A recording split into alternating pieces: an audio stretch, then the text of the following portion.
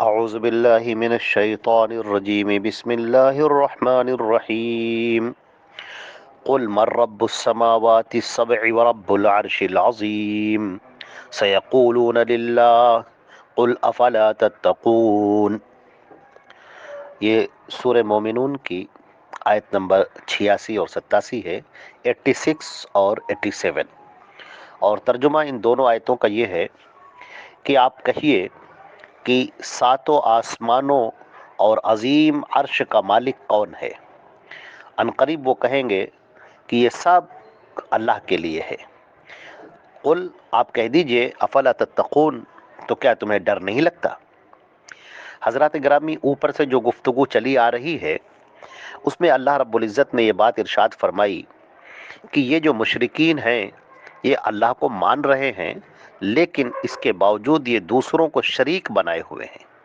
اللہ کی عبادت میں وہ دوسروں کو شریک بنائے ہوئے ہیں، یعنی وہ اللہ کے لیے سجدہ کرتے ہیں اور غیر اللہ کے لیے بھی سجدہ کرتے ہیں، اللہ کے سامنے نظر و نیاز کرتے ہیں، قربانیاں پیش کرتے ہیں، اللہ کے گھر کا طواف کرتے ہیں۔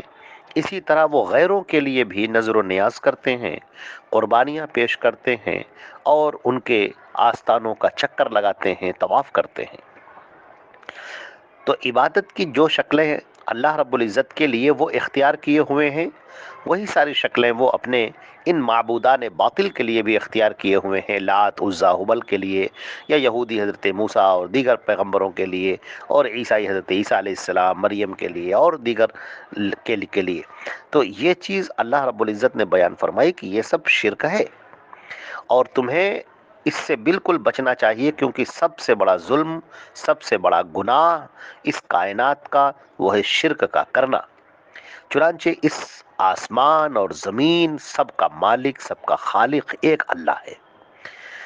وہی اس پوری کائنات کا پیدا کرنے والا ہے، اس کائنات کا انتظام کرنے والا ہے، اس کائنات کو چلانے والا ہے، اور عبادت کا پھر مستحق بھی وہی ہے۔ دوسرا کوئی عبادت کا مستحق نہیں ہے، اس لیے کہ دوسرا کوئی اس کارخانہ ہستی میں شریک نہیں ہے۔ کوئی دوسرا اس کائنات کو چلانے میں، اس کا انتظام کرنے میں، اس کی تدبیر کرنے میں کوئی شریک نہیں ہے۔ کوئی نبی، کوئی ولی، کوئی پیغمبر، کوئی پیر، کوئی بزرگ، کوئی شہید، کوئی امام، کوئی جن، کوئی جنات، کوئی بھی شریک نہیں۔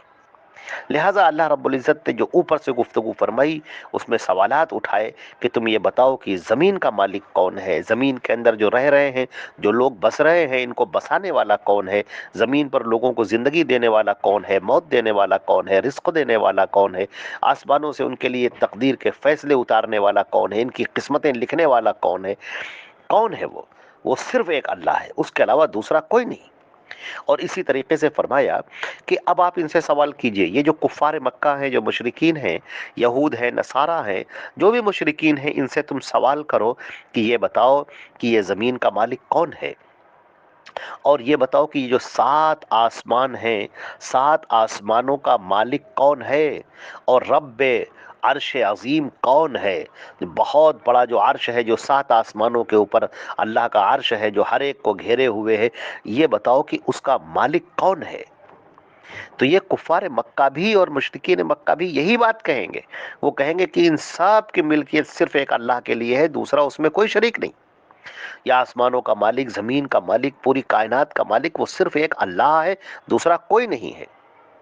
تو سوال ہوتا ہے کہ جب سب کا مالک وہی ہے تو عبادت بھی صرف اسی کی ہونی چاہیے۔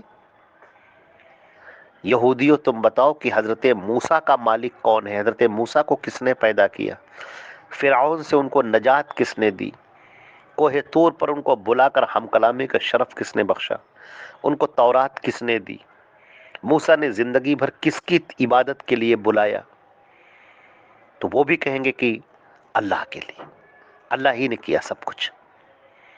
تو پھر اے یہودیوں، تم موسیٰ کی عبادت کیوں کرتے ہو؟ تم اللہ کے لیے سجدہ کیوں نہیں کرتے، اللہ کی عبادت کیوں نہیں کرتے، اور اللہ کی اس عبادت میں موسیٰ کو شریک کیوں کرتے ہو؟ کیا اللہ نے ان کو شریک بنایا ہے؟ کیا تم سے اللہ نے کہا ہے کہ جیسے میری عبادت کر رہے ہو ویسے موسیٰ کی عبادت کرو؟ تو پھر تم کیوں کر رہے ہو، یہ اتنا بڑا ظلم کیوں کر رہے ہو؟ موسیٰ کا پالنے والا، موسیٰ کو پیدا کرنے والا، ان کو موت دینے والا، ان کی زندگی بھر ان کی فکر کرنے والا وہ کون رہا؟ وہ صرف ایک اللہ ہے، دوسرا کوئی نہیں۔ اسی طرح اے عیسائیو تم بتاؤ، حضرت عیسیٰ علیہ الصلوۃ والسلام جن کو تم اللہ کا بیٹا کہتے ہو اور ان کو خدا میں شریک مانتے ہو، ان کو گاڈ کہتے ہو، تم یہ بتاؤ کہ یہ کتنا بڑا تم ظلم کر رہے ہو۔ اللہ رب العزت کا نہ کوئی بیٹا ہے نہ کوئی بیٹی، وہ ان سب سے پاک ہے۔ یہ سب انسانوں کی چیزیں ہیں، انسانوں کی رشتہ داریاں ہوتی ہیں، ناطے داریاں ہوتی ہیں، ان کی نسل چلنی ہوتی ہے، اس لیے ان کے یہاں سب انسانوں میں، جناتوں میں یہ سب رشتے پائے جاتے ہیں۔ اللہ ان سب سے بے نیاز ہے، اللہ ان سب سے اوپر ہے، اس کو ان سب کی کوئی ضرورت نہیں۔ اس نے حضرت موسیٰ کو پیدا کیا، حضرت عیسیٰ کو پیدا کیا، تمام پیغمبروں کو پیدا کیا، فرشتوں کو پیدا کیا، تمام مخلوقات کو اسی نے پیدا کیا ہے، وہ سب سے بڑا ہے۔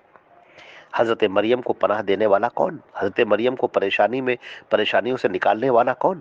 حضرت موسیٰ جو حضرت عیسیٰ علیہ الصلوۃ والسلام جنہوں نے گہوارے میں پالنے میں گفتگو کی، ان کو یہ گفتگو عطا کرنے والا کون؟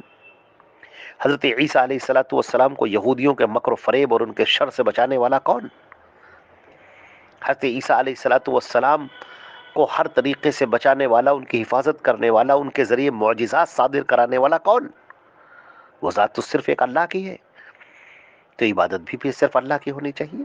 کیا تم کو نہیں معلوم کہ موسیٰ ہوں یا عیسیٰ ہوں یا عزیر ہوں یا ابراہیم ہوں یا اسماعیل ہوں، جتنے بھی پیغمبر گزرے ہیں سب کے سب اللہ کے محتاج تھے، سب اللہ کے سامنے سجدہ کرنے والے، اس کے سامنے عاجزی اختیار کرنے والے، اس سے دعائیں مانگنے والے، التجائیں کرنے والے تھے۔ سب نے اسی کی عبادت کی طرف بلایا ہے، سب نے اسی کے لیے زمین پر پیشانی رکھ کر اللہ کی تسبیح بیان کی ہے۔ سارے پیغمبر، سارے لوگ، سب کے سب۔ تو اب کوئی ولی ان سے تو بڑا نہیں ہو سکتا، کوئی بزرگ ان سے تو بڑا نہیں ہو سکتا۔ لہذا تم خود غور کر کے دیکھو کہ اس پوری کائنات کا مالک کون ہے، ساتوں آسمانوں کا مالک کون ہے، اور ساتوں آسمانوں کے اوپر جو اللہ کا عرش ہے، اس عرش کا مالک کون ہے؟ وہ صرف ایک اللہ ہے۔ آسمانوں کا مالک، زمین کا مالک، تمام کائنات کا مالک، آسمان و زمین کے درمیان جو ہے بڑے بڑے سیارے ہیں، اس سب کا مالک وہ صرف ایک اللہ کی ذات ہے، دوسرا کوئی نہیں۔ یہاں پر اللہ نے فرمایا افلا تتقون، کیا تمہیں ڈر نہیں لگتا؟ کیا تمہیں خوف نہیں آتا؟ کیا تم کو اللہ کی قدرت سے خوف نہیں آتا؟ وہ اللہ جو چاہے تو ایک سیکنڈوں کے اندر اس پوری دنیا کو فنا کر دے۔ کیا تمہیں اس اللہ کے غضب سے تمہیں خوف نہیں آتا؟ اس سے ڈر نہیں لگتا؟ تم شرک کر رہے ہو، اللہ کو چھوڑ کر غیروں کو پکار رہے ہو۔ اللہ کے سامنے جھک جاؤ، اس کے سامنے عاجزی اختیار کرو، اس سے طلب کرو، اس سے مانگو، اس کے سامنے ہاتھ پھیلاؤ، اس کے سامنے رو اور تڑپو اور سجدے کرو اور اس کو پکارو، وہ تمہاری پکار کو سننے والا ہے۔ اللہ نے کہا ہے ادعونی استجب لکم، مجھے پکارو میں تمہاری پکار سنوں گا۔ اور اللہ نے فرمایا ولا تدع مع اللہ احدا، اللہ کے ساتھ میں کسی کو مت پکارو، کسی کو مت آواز دو، صرف ایک اللہ کو پکارو۔ تمہاری پریشانیوں کو دور کرنے والا وہی ہے، اسی نے تم کو پیدا کیا، تمہارے باپ داداؤں کو پیدا کیا، اس پوری نسل انسانی کو پیدا کیا، اس آسمان و زمین کو پیدا کرنے والی ذات صرف ایک اللہ کی ہے۔ تو عبادت بھی صرف اسی کی، وہ اپنی ذات میں تنہا ہے تو پھر عبادات میں بھی اس کو تنہا کرو، عبادات میں کسی کو شریک نہ کرو۔ وحدہ لا شریک لہ، وہ تنہا ہے اور کوئی بھی اس کا شریک نہیں ہے، وہ شرکت کو پسند نہیں کرتا، ہرگز پسند نہیں کرتا۔ کوئی اس کے لیے بھی سجدہ کرے اور غیروں کے لیے بھی کرے، اس کو بھی پکارے، دوسروں کو بھی پکارے، اس کے گھر کا طواف کرے، دوسروں کے گھر کا طواف کرے، اٹھتے بیٹھتے وقت کسی دوسرے کے نام کی رٹ لگائے اور پکارے، یہ اللہ کو بالکل پسند نہیں۔ وہ صرف ایک اللہ کے لیے کرو، یہی وہ توحید ہے جس کو اللہ پسند کرتا ہے، اور اسی توحید کے اوپر انعامات کا وعدہ ہے۔ اور اگر کوئی شرک کرنے والا ہے تو اس کے سارے اعمال، نماز، روزہ، زکوٰۃ، حج، جتنی نیکیاں سب غارت ہو گئی، برباد ہو گئی، بیکار ہو گئی۔ جس نے بھی شرک کیا فقد حبط عملہ، تو اس کے عمل سب باطل ہو گئے۔ ومن یشرک باللہ فقد حرم اللہ علیہ الجنہ ومأواہ النار، جس نے بھی شرک کیا تو اللہ نے جنت کو اس پر حرام کر دیا اور جہنم اس کا ٹھکانہ ہے۔ اللہ تعالی ہم کو، آپ کو، سارے لوگوں کو جہنم کی آگ سے بچائے، توحید کا سمجھنے والا بتائے۔ اور اس آیت کو اچھی طریقے سے سمجھنے والا بنائے ہمیں کہ ساری ملکیت، ساری بادشاہت صرف ایک اللہ کی ہے اور کوئی نہیں، کوئی شریک نہیں اس کے اندر۔ اللہ تعالی ہماری مغفرت فرمائے۔ والسلام علیکم ورحمۃ اللہ وبرکاتہ۔